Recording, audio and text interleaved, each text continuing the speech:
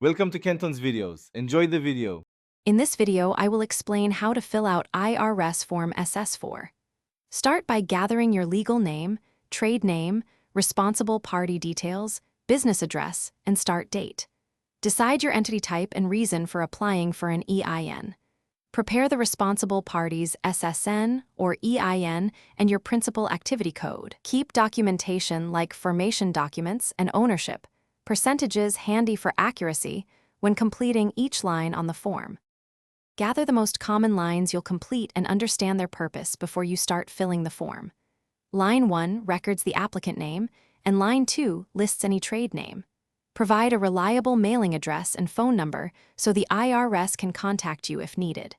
Clarify whether you will hire employees and the expected start date for payroll.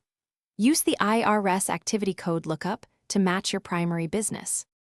If this guide is helping you, please subscribe and like to support more clear tax walkthroughs. Quick recommendation: the Shark AI Ultra Robot Vacuum makes life easier by handling floor cleaning while you focus on forms. It offers voice control and smart mapping for efficient cleaning. I love how it frees up time that I can spend on paperwork or client calls.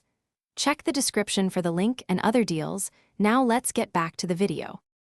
Avoid delays by double-checking each entry and writing clearly when completing Form SS-4. Confirm names match formation documents, verify Social Security or EIN numbers, and select the correct entity type. Review the expected payroll start date and employee count to prevent future misclassification. If mistakes occur, promptly contact the IRS or submit corrected information to avoid complications with banks, vendors, or tax filings related to your new EIN. Thanks for watching. Consider subscribing if we helped you.